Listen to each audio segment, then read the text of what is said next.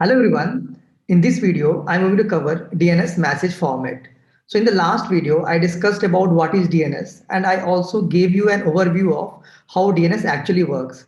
So I'm going to continue from there. So if you have not watched my previous video on DNS, do watch it because a lot of things will be connected to that video itself. So in the last video, I discussed about this, like what is DNS and how DNS works. So this was an example I showed you in the last video. Like, of course, you have the requesting host from which the query is for, okay, what is the IP address of this host? So this will come from this requesting host. And first, this requesting host will hit the local DNS server. And then it's the duty of local DNS server to actually find out what is the IP address of this host. And then the local DNS server, first it will hit the root DNS server, will get a reply from root. Then it will hit the TLD DNS server, it will get a reply from TLD. And at last it will hit the authoritative DNS server and it will get the reply from authoritative DNS server, which will actually contain the IP address. So I will not deep dive into the details of how DNS works in this video because I have already covered that in last video. So it will be repeating the same stuff again here. But what I will discuss in this video is that in the last video I told you like there will be some query from local DNS server, that is this arrow number 2. So there is some query going on from local DNS server to root. Similarly, a reply is there from root DNS server to local, that is arrow number 3. So what is the actual format of the query and the reply here? Similar for others also. That's what I'm going to look into this video. So now coming back to like DNS message format. So understanding resource record is very important. So let's look into what this is. So each DNS servers store data in form of resource records, or this is in short form RRs. So see, there are many type of DNS servers. So you have local DNS server, you have root DNS server, you have TLD DNS servers, you have authoritative DNS servers. Now all of this DNS servers store some data and they store that data in the form of resource record. We will see later at what exactly they store in that. Now each DNS reply contains one or more of this resource record. So you are seeing here like a lot of replies are there. Like arrow number 3 is a reply, arrow number 5 is a reply, arrow number 7 is a reply. So all of these replies, what they contain, then also arrow number 8 is also a reply. So what all of these reply contains is they contains like one or more RRs. Either there will be one resource record in that reply or more than one also. We will see in some examples. The next question is what is the resource record? So of course, it's a way of storing data basically, right? Resource records is basically a way of storing data. So you have four tuples here, like you have name, you have value, you have type, and you have TTL. So first we will look at the TTL field here. That is the fourth field in the resource record. And TTL stands for time to live. So what is the time to live for a resource? Now, if you remember in my last video, I told you that every DNS server will also cache the reply. So if you see here, like you have root DNS server. So before giving this reply 3 to local DNS server, it will also cache this reply in the main memory. Similarly, TLD will also do the same. Before sending this, this is the fifth arrow. Whatever is there in this reply, it will also cache that whatever reply is there in the main memory first. Similarly for others also. Because of this, what happens? That overall DNS system becomes very fast. Because let's say, of course, there was some query here, like query number 2 was there, and it has cached that. Now, if a similar query comes from another local DNS server, it can reply for that query from the main memory itself. It does not have to go to disk and search for that. So it becomes very fast here. And you can learn more about caching like online, like a lot of videos are there on like how caching makes the overall system very fast.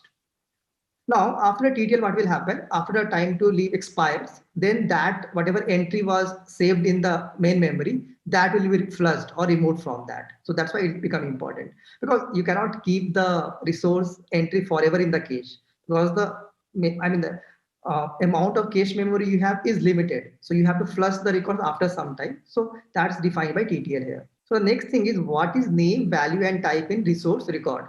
So the meaning of name and value depends on the type. So there can be four types of record actually. We will look at each of them, and the name and value like will depend on what is the type actually. So that is very important. So let's look at the first type of records, that is a record in DNS. This is called as a record in DNS. In this record, type equal to a. This is very important. And as I told you, the name and value will always depend on the type. So when the type is a, name will be host name, and value will be IP address for the host name. So it's quite easy to understand. In the name field, you will have a host name. It can be any host name, www.google.com, mail.google.com, right? And what is the value? Value will be the what is the IP address for that host name. So a type A record directly holds the mapping for host name IP. So for one host name, what is the IP address? That will be stored in the A record. Now you will have the question that does only the authoritative DNS stores a record? Because if you remember in the last video, I told that authoritative DNS server was there, and authoritative DNS server will store the exact mapping of hostname to IP address. So of course the question will arise in your mind that does the only the authoritative DNS server store this a record? The answer is no. So other DNS servers also store a record, but in that case the hostname will be different. Like I will give you the examples here. See, for example, a local DNS server. So you see the host name here. This is a.root servers.net. And of course, as I told you, right, host name, after the value will be IP address for that host name. So this is the value here. So this is basically the IP address of this host name, a.root. Then this is A signifies that this is a record, this is a type, and 300 is the TTL here. And this is stored in local DNS server. So if you remember, what will be the what type of records will be stored in local DNS servers? Of course, the records of like the root DNS servers will be stored, right? So what are the different root DNS servers? So if you see, this is one of the root DNS servers, and that is stored in the local DNS server. Now, if you go to this is a record. If you go to root DNS server, now remember what will be stored in root DNS servers? Of course, you know that the TLD host names, right, and their IP address, those will be stored in root DNS server. So if you see here, this is the one of the host name a.gltd servers.net, and this is one of the host name for .com TLD actually. And the IP address of this host name is 192.56.30. This is a record, 300 is TTL. See, in root DNS server, local DNS server also a record is there. Even in TLD DNS server, a record is there. But again, here the host name is what? So of course, if you remember, what does TLD DNS server store? So TLD DNS server will store information about authoritative DNS server, like host name and IP address of authoritative DNS server. So that's why if you see here, the host name here is ns4.google.com. And this is one of the authoritative DNS server for google.com. And then you see this is the IP address of this ns4.google.com. That's what value here. This is a record, here is TTL. But of course, authoritative DNS server is the last one. And I have already discussed in the last video what is stored in authoritative DNS server. So for any website like google.com or any mail server, mail.server.com. So for that, the exact IP address is stored. So if you see the host name is different here, it's google.com. This is the IP address of google.com. This is a record and 300 TTL. So do remember that like in all of the DNS servers, this a record is there. But again, information stored in a record is a bit different in all of this. Like in local DNS server, the information related to root DNS server is stored. In root DNS server, information related to TLD DNS server is stored. In TLD DNS server, the information related to authoritative DNS server is stored.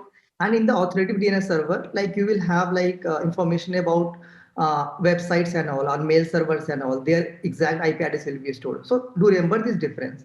And here I have kept TTL as like 300 in all of this, but typically this will not be the case. For just this example, I have kept it same. Now let's look into the second type of record, that is NS record in DNS. NS is for name server. Now in this case, again, we have to look into like in this type of records, what is the name and value? This is very important. In name here is domain name. So this can be any domain name. I will see in examples.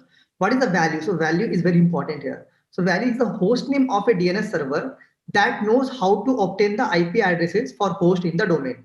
So see, in the name, domain name is there, and the value, there will be a host name of a DNS server that can like help you in getting the IP address of host which are there in this domain. So we'll understand better with these examples here.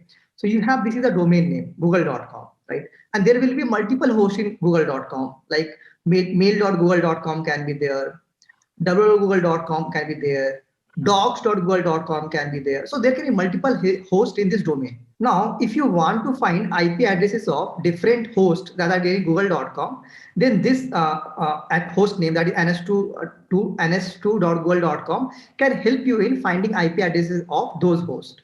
And this is, you see, this is NS record and this TTL is quite high here. Another example can be like domain can be maybe .com, right? .com. Like there can be multiple host names in .com, like Amazon.com can be there, Google.com can be there, and many others also can be there. Now, if you want to know like what is the IP addresses of host in like .com, like there are multiple hosts in this. So multiple DNS server hosts are there. If you want to find out, so you can hit this one like h.gltd So this host name can help you in finding IP addresses of host in this domain .com. And again, this is NS record and this is 172.8.0.0.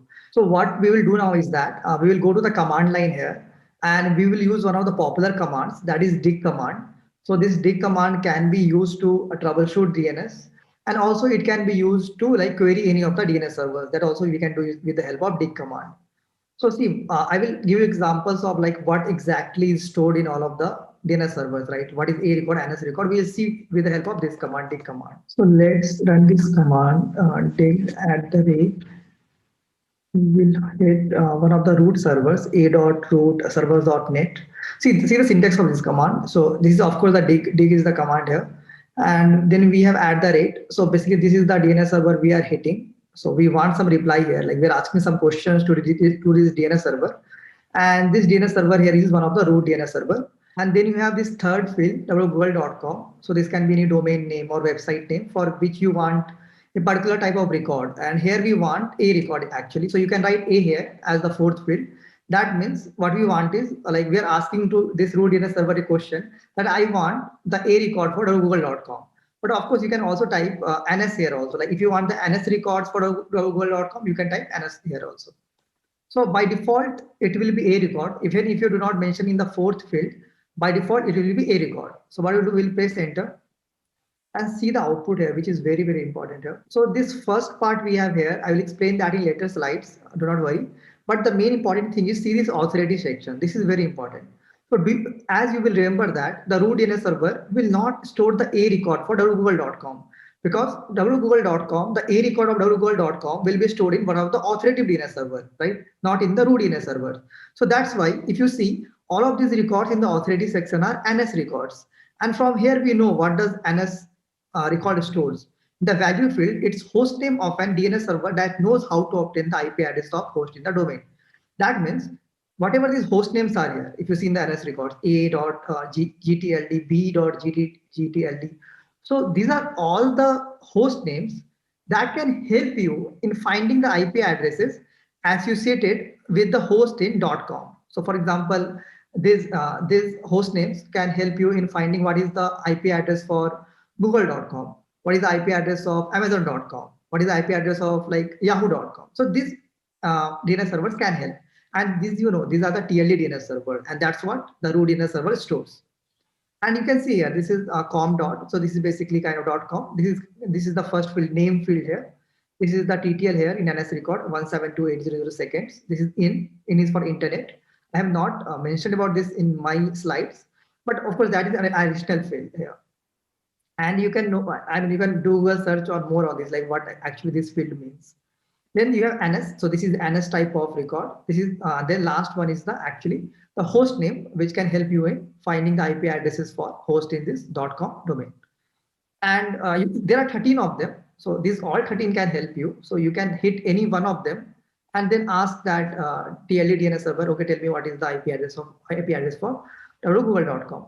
And there is additional section also here, and do see here that for all of these host names that are here in present here in NS record, there are also corresponding a record for this. And if you see in the a record, what is the IP address for this host name that's present here?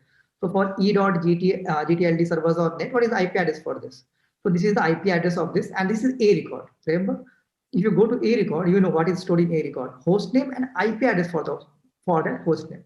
And this is very important there. This is the host name and this is IP address for host name a record.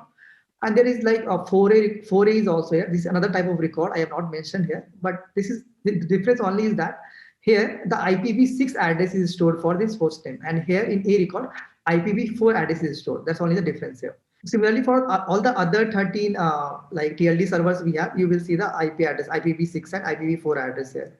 And you see from which DNS server we have got this reply. We have got this reply from root DNS server.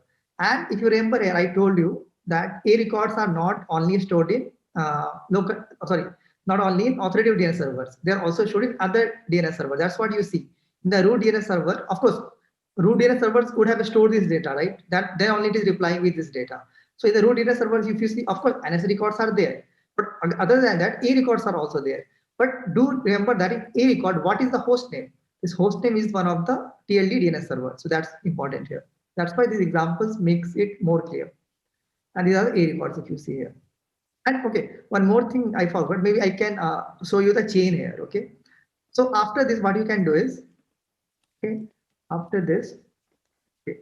Now see, we have hit the root DNS server. We have not got the exact IP address google.com. So let's try to find out that. And this is same as the concept of how DNS works.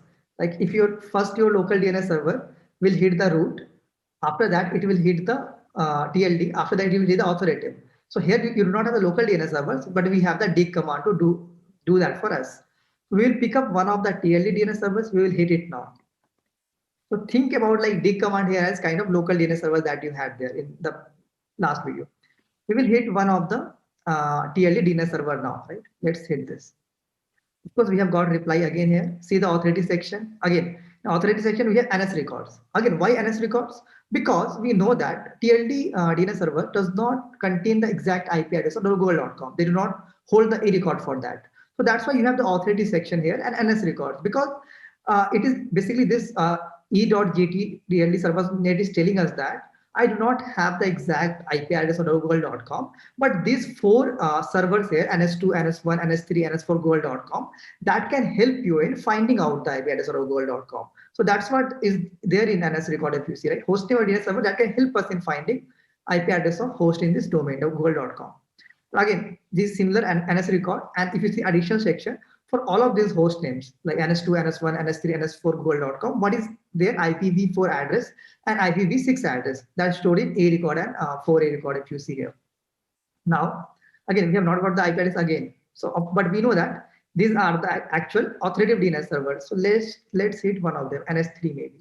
You can hit any of them, you should get the reply. So let's move on to the third category of DNS records, that is CNAME records. So here type equal to CNAME. Now in this case, what is name and value? Again, very important. So name is the aliased host name and value is the canonical host name. So alias host name is kind of, you can say as a nickname for a actual host name. So see this example. Here, the aliased host name is www.amazon.com, right? And the actual host name, if you see, is TP47 Frontier Amazon.com. So typically, canonical host name will not be very easy to remember, and alias host name will be typically very easy to remember. For example, www.google.com, very easy to remember for us. But if you give some host name that xyz.us something.com, right? Very tough to remember those host names. So those are canonical host name. Again, if you see, this is a CNAME and this is 1727 is the TTL here. Again, for linkedin.com, this is again this is the alias host linkedin.com, and this is the canonical host name, that linkedin.com, this one, and CNAME record and 21. So the next question will be like, why are these CNAME records used, right? What is the use of this in the DNS records? So main use of this, I will say, is I will simply give you an example. So what typically happens is that whenever you are requesting something to Amazon.com, so the request will not directly hit the Amazon web servers. In the sense that, see, Amazon web servers, typically, they will be sitting down maybe in US, Singapore, or somewhere far away from my place, like I am in India. So they will be sitting very far away from me. So what today, like companies like Amazon.com, LinkedIn.com, what they will use is, so they will first route my request to some proxy. So maybe it can be a kind of caching proxy, or it can be kind of a gateway kind of thing, right? So basically they will first forward, the browser will first basically forward my request to these proxies, like these caching proxies.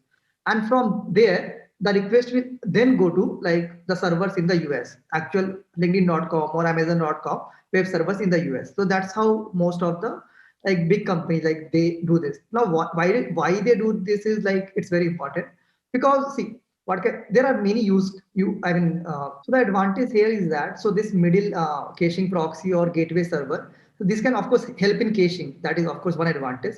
Other advantages are also there, like you can block some IP address at this gateway itself, right? If you think that, okay, the requests are like multiple requests are coming from one IP address, or there is some bot there who is bombarding you with requests, you can block them at the gateway itself. and these requests will not go to the actual web servers which are sitting far away. So that's some advantage of this. Now let's see the same on the command line also. Like what we can use is we can use a dig command. And in this case, we are going to hit the local DNS server. So we'll not specify the exact DNS server here, but we want, let's say for Amazon.com. Okay. And we want the CNAME record. So that's why dig Amazon.com and then CNAME here. Then if you press enter, so if you see the answer section here, you can see here, right? There is a record Amazon.com, and this is the, it is there is CNAME, TTL here is 0.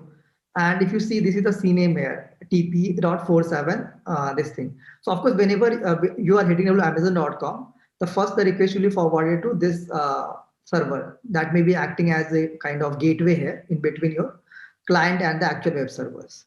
And another example also you can see if you want to, like, sorry, just let me clear this. And if you take another example, so you can change this to, and you can see again the CNAME here, right? In this here, again TTL here is 7. This is the aliased host name. This is the canonical host name here. Another example also I can show you. I can show you my website itself. Okay. If you see here, in the answer section, anurushivamitra.com, 600 TTL in again the CNAME, and this is Codophobia GitHub.io. So why I'm using this for my website is that because my website is hosted on GitHub, okay, and that's why by default GitHub will give you this type of URL, that is codophobia.github.io. But what I wanted was a better kind of alias host name for my website. So I went with anurushivamitra.com. And what I have done, of course, I have changed the DNS record. So I have bought this domain with the help of GoDaddy, and they also give you the option of changing the CNAME and all. So what I have done is I have pointed this shivamitra.com. Basically, whenever somebody goes to browser and when they hit anurushivamitra.com, the request is forwarded to codophobia.github.io, and that is the GitHub is hosting the website for me. And then it will serve the request from this one. This also you can resolve. For this also there will be IP addresses. Of course, you can find the IP address for this. So we only know the host name here. So of course, again, you can use the dig command. Just mention this here, okay? And okay, just run. You will get the IP address. So if you see in the answer section here, like there are 4 A records. So basically for this codophobia.github.io, you have 4 different kind of IP addresses. If you see, right, all 4 of them are there, and all 4 of them will do the same thing. I mean, whenever I make a request, so this request can go to any one of them, any one of the IP address, and they will serve the request. The next one is type equal to MX, and this is also very important because this type of records are used to like store, I will say, the mapping of hostname IP of email server. So we will see what that is. So here again, if you see name equal to aliased host name, similar to type of CNAME, but value, look at the value here. Like in both the cases, it has different context. Here value equal to canonical hostname. Again, canonical hostname as the same one, but see the next line. Canonical hostname of the mail server. Now this line differentiates between the MX record and CNAME record. So in the CNAME record, there is canonical hostname, but the canonical hostname is not of a mail server. It can be any other server. It can be a web server. It can be FTP server. It can be any other server, but it will never be a mail server in this CNAME, like CNAME record. But in case of MX record, the value will always contain canonical hostname of a mail server. Do remember, this is very important. You see examples also. So MX record allows the host names of mail servers to have simple aliases. So of course, again, mail servers, I mean, their canonical hostname will be very different. Like take this example, alt1aspxl.google.com. So you will not remember, it's very tough to remember this type of canonical host names. So we'll provide an alias host name for this. For example, google.com is the alias host name here for this. Now, if you see the third is MX, this is quite important here. Like CNAME and MX are quite different. So here the record is MX. Do note that by using the MX record, a company can have the same alias name for its mail server and for one of its other servers, such as its web server. This is very important actually.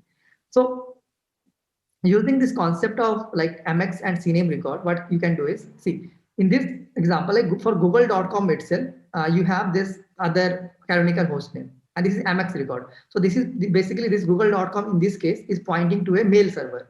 But you can again have another record, similar record. You will again have the first as google.com, but in the second, like in the value field, you can have the canonical host name of a web server or FTP server.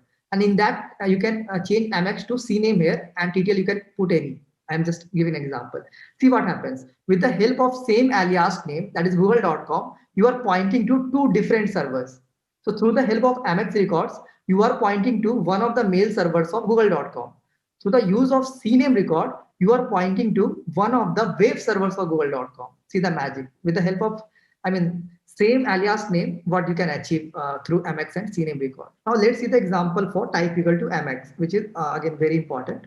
So what we will do is we will take the example of google.com itself, big google.com, okay, and we want the Amex record here, okay. So you can see here. So basically, what does this mean, right? What does this Amex record mean? So in one sense, I will also give you the importance of this. So whenever somebody is sending a mail to x@gmail.com or y@gmail.com, right?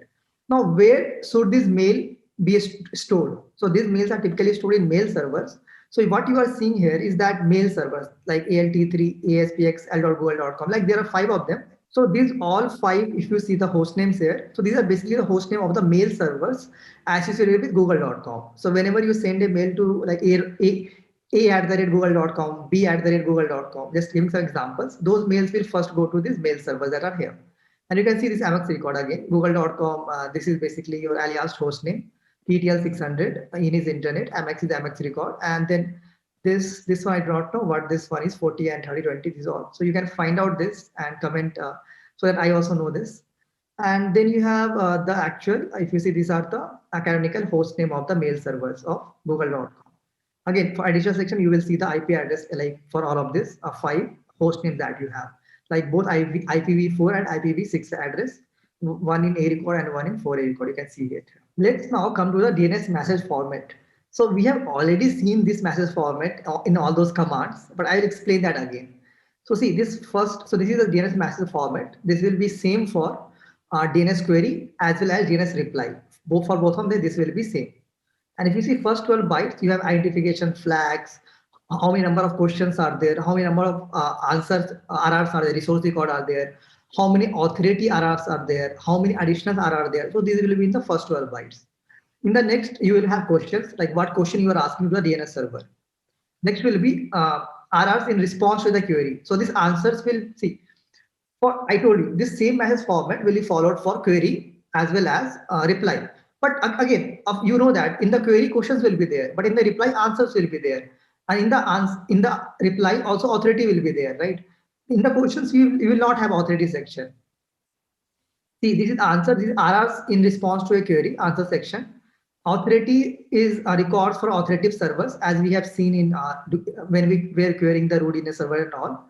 Then you have additional helpful information that may be used. So let me do one thing. I will show it here. They at the rate of this one, right? Root DNS server we are hitting. So you can see here, like it starts from here. You can see flags are here. This is the type of query, status, no error, ID is there, some data is there. Number of queries here is 1, like we are doing only one query. That is what is the A record for www.google.com. Answer is 0 because root DNS server does not store the answer for this, whatever question we are asking. But authority section, there are 13 resource records because this root DNS server does know and it can point out to other TLD DNS server which can help us in finding the IP address of google.com. Additional, again, there are 27 kind of records here. So the question here is that for google.com, what is the A record? Like basically, what is the IP address for google.com? So what is there in the A record of this? And then you can see here, authority section is there. Like these are basically NS records, which can help us in finding the A record for google.com. And then additional section, of course, you have the A records like IPv4 and IPv6 address. And at last also you have how much time it query took, which server did it hit. So if you see, this is the IP address of the root DNS server itself, like which we were hitting. And port number 53 is there. Like, of course, for DNS, port 53 used for communication. at what time this query, like when we did this query, then what is the message size received, right? 839 bytes. So all of information is there in the additional section. Now, of course, if we see this answer section is not there because root does not contain the answer. But for that, what you can do is, if you hit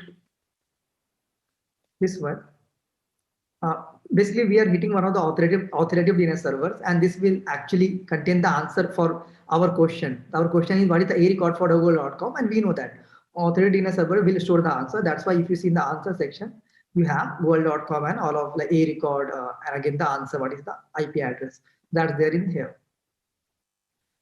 And here you have some commands to understand the DNS message format. Like I have already shown you, like by running these commands, dig at the rate root server, then dig at the rate one of the TLD DNS server, at last dig at the rate one of the authority DNS server. So you can also like do this practice on your laptop itself, like on Mac, Linux, and even using Docker also. Like Docker, I have discussed in one of my previous videos. In the Telnet videos, I have discussed about Docker. So that also you can use to run these commands. So that's all about this video on DNS message format. But we will again, like one more video is remaining on DNS, that is using Wireshark and dig command to understand DNS. So of course we have discussed dig here, but I will discuss about one important dig plus trace that is there, dig with trace option. So that is very useful in debugging DNS, and through that also you will understand how DNS actually works. And of course Wireshark, I do it for most of the application layer protocol. For HTTPS I have done, for HTTP I have done, and similarly I will do that for DNS also. Because through the Wireshark you will be exactly see what is the query going from your from your laptop to local DNS server, and we will also see what queries are going for local DNS server. That also we will see, and what exact reply we are getting in the Wireshark. We will see all of that, all the fields that are there in like packets. So that's all for this video. Thank you.